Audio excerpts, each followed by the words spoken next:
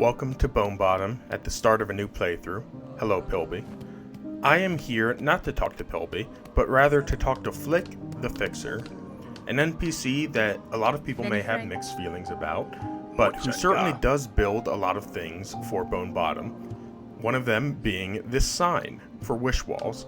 And this is a sign and animation that will be being made constantly until you go and beat the Bell Beast. Once you beat the Bell Beast, the sign is completed. However, this is only one of Flick's actions that he can do in Bone Bottom. One of his flags, one of his animations.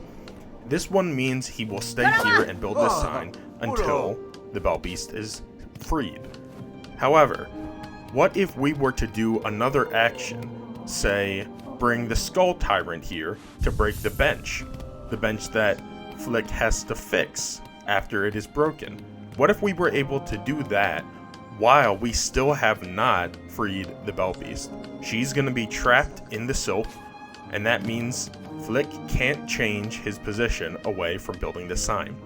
Now, it may shock you to learn that he in fact duplicates himself, and it may shock you even more to have seen that in the thumbnail of this video. But yes, he pulls the sands and shows up in both of these parts of the screen simultaneously. Unfortunately, to do so, we will have to kill Pilby. Pilby, I am sorry to do this to you. Oh, he puts his head down too. It's very sweet. Pilby, you're making me even sadder that I am going to bring the Skull Tyrant here to murder you in order to show off Flick's duplication ability. But yeah, Flick's duplication kind of shows up because Team Cherry did not think of players skipping the Bell Beast. I'm pretty sure when they made this game they thought that the Bell Beast was a pretty hard requirement for getting through the game, but it is not. I have shown in previous videos that you can skip the Bell Beast entirely using some good skips through the Wormway and Shellwood, and I'm just gonna go over those skips briefly because I've already shown them off like I said in previous videos. But hey, if you too want to learn more secrets like those of Flick and his mysterious power to duplicate himself, please subscribe to my channel. I would love to see you, and like this video if you enjoy it. Alright, let me show you how to skip the Bell Beast. First, go to Wormways and die. That will place you a cocoon that will be able to skip the need for any ability to dash or any other movement abilities.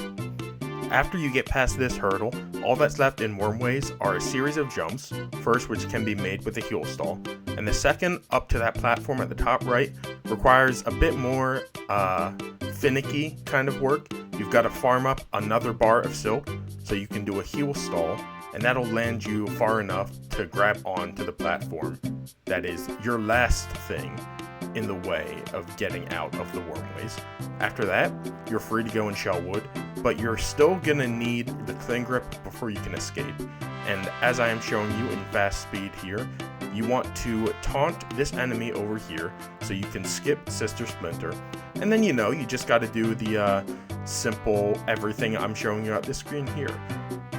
This is a fast recap, ladies and gentlemen. I'm sorry. Slow down if you want more specifics.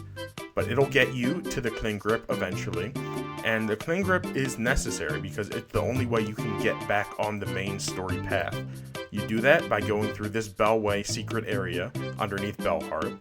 And after you're able to navigate through all of here with the Cling Grip, you will be able to go out right in Bone Bottom, right past where the Bell Beast should be.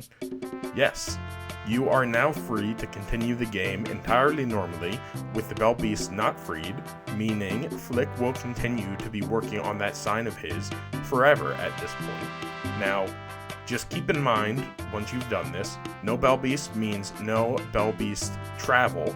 You have to walk everywhere, and it means no silk heart, so just be careful not to run out of silk. But hey, let's meet up at Bellheart.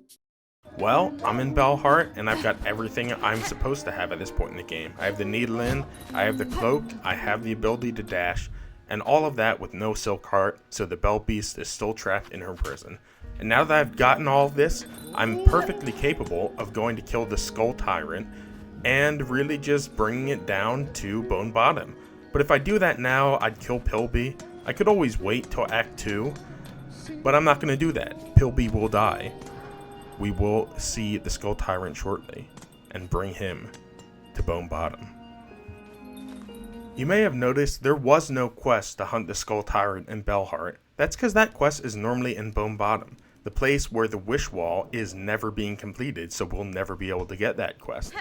And I thought that'd be a problem for this video.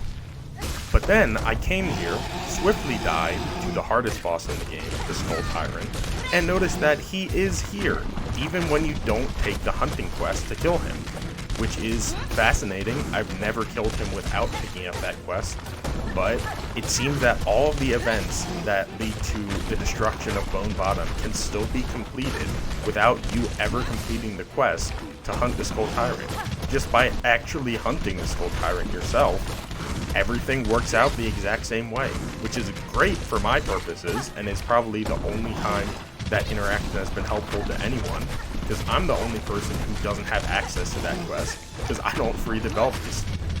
And yes, I am very embarrassed I died to the Skull Tyrant at all, but interestingly, it still drops the exact same crown fragment even when you have no one to turn it into. You just get to hold on to it in your inventory and have it look cool. But yeah, at this point, everything is set up so that the town of Bone Bottom can be destroyed, and hopefully I will come back to Flick the Fixer, duplicating himself so he can continue to work on the wish wall and work on the bench that we will break. And you know, Pilby will die, but this isn't about him. This is about Flick. We have returned home, where we try to get a magician to show off his secrets to his tricks. And hello, Pilby. I have to give you this little nod again. It is the last time I will see you alive. Good boy. Okay, so at this point, now that we've killed the Skull Tyrant, all you gotta do to get him to show up and destroy the town is continuously reset the room and sit on the bench in Bone Bottom. Eventually, he will come through, destroying everything.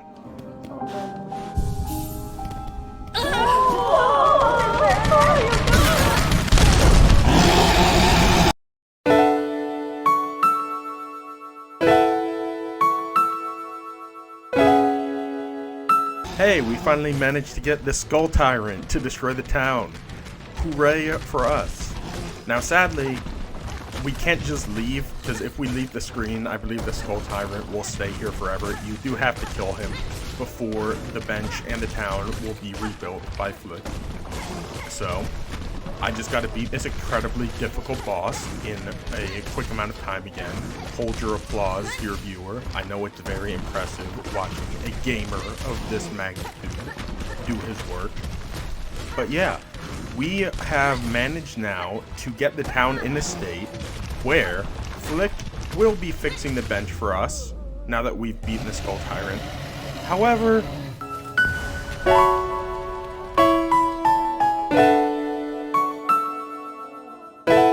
sorry, I just had to give a quick serenade to Pilby.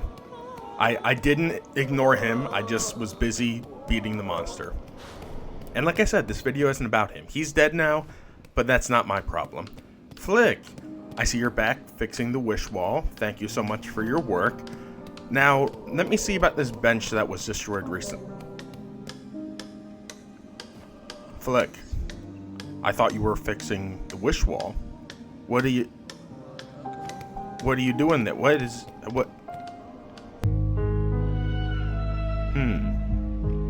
Flick, do you have any secret abilities you want to share with me? Do you want to maybe confess something about your true power level that you left hidden while the town was being ravaged by a beast? You said you're no warrior. I don't know if I trust you, given how much you are hiding your abilities from the rest of the town, Flick. Flick, I'm not sure how much I can truly trust you from this point forward. Yes, you can see Flick's duplication powers in full effect here. We have managed to show off his true nature to the world. And this could be the end of the video right here, with Pilby dead, you know, a great ending for everyone involved. However, I was wondering if it would be possible to spawn 3 Flicks.